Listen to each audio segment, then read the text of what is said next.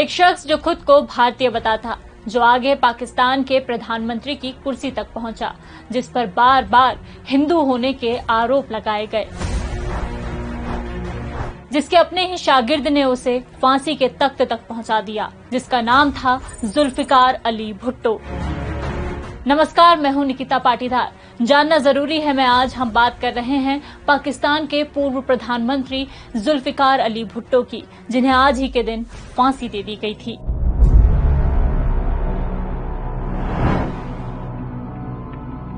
भारत और पाकिस्तान के विभाजन से पहले जुल्फिकार अली भुट्टो का परिवार बॉम्बे में रहता था। यहीं उन्होंने स्कूलिंग और कॉलेज किया। जब देश आजाद हुआ तो उनके पिता शाहनवाज भुट्टो ने पाकिस्तान जाने का फैसला लिया, लेकिन जुल्फिकार पाकिस्तान नहीं अमेरिका रवाना हो गए, वो भी भारतीय पासपोर्ट के साथ। भुट्टो परिवार भारत से बाहर गया, लेकिन बॉम्बे में अपनी प्रॉपर्टी छोड़ गया, खासकर चर्च गेट पर मौजूद एस्टोरिया होटल और 4A वल्ली स्टेट वाला बॉम्बे हाउस। भुट्टो जब अमेरिका से वापस आए तो होटल की नीलामी हो चुकी थी और घर भी नीलाम होने वाला था, लेकिन उससे पहले ही भुट्टो इस मामले को लेकर कोर्ट पहुंच गए, जहां उन्होंने ये दलील रखी।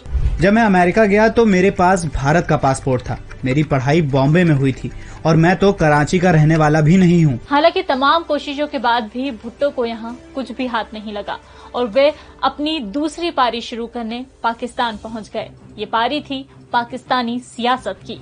डिप्लोमेसी में माहिर भुट्टो ने पाकिस्तान में देखते ही देखते ऊंचाइयां पा ली, इतनी कि 20 दिसंबर 1971 को पाकिस्तान के चौथे राष्ट्रपति बने और 2 साल बाद प्रधानमंत्री।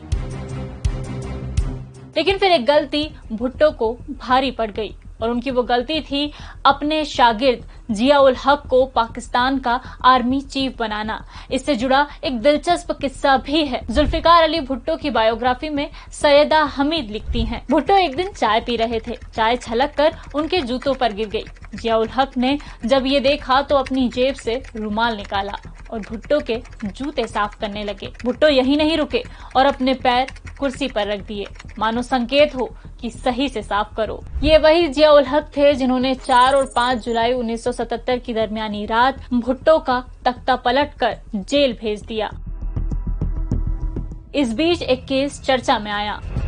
भुट्टो के एक साथी थे अहमद रजा कसूरी, जो बाद में उनके विरोधी हो गए थे। एक दिन हथियारबंद लोगों ने अहमद और उनके परिवार को घेर लिया और उन पर अंधाधुंध गोलियां चलाईं। हमले में अहमद के पिता की मौत हो गई, जिसका आरोप अहमद ने प्रधानमंत्री जुल्फिकार अली भुट्टो पर लगाया। यही वो केस था जिसमें 18 मार्च 1978 को लाहौर हाईकोर्ट ने भुट्टो को दोषी पाया और उन्हें फांसी की सजा दे दी। हालांकि कई एक्सपर्ट इस बात से इत्तेफाक नहीं रखते थे। उनका मानना था कि ये पूरा केस झूठ की बुनियाद पर खड़ा किया गया है। फांसी के बाद जब भुट्टो का शव उनके गांव लाया गया तो अंतिम संस्कार के दौरान न उनकी बेटी और न ही उनकी पत्नी को शामिल होने दिया गया। भुट्टो पर ताउम्र हिंदू होने के आरोप भी लगते रहे, क्योंकि उनकी मां लखीबाई शादी से पहले हिंदू थी, जो बाद में खुर्शीद बेगम हो गई।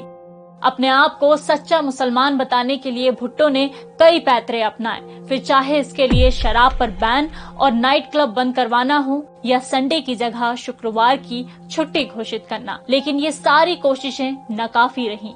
यही वजह है कि भुट्टो के मरने के बाद भी उनके सच्चे मुसलमान होने की खोज जारी रही। जेल सिक्योरिटी इंचार्ज रहे कर्नल रफीउद्दीन ने अपनी किताब में इससे जुड़ा एक किस्सा शेयर किया है।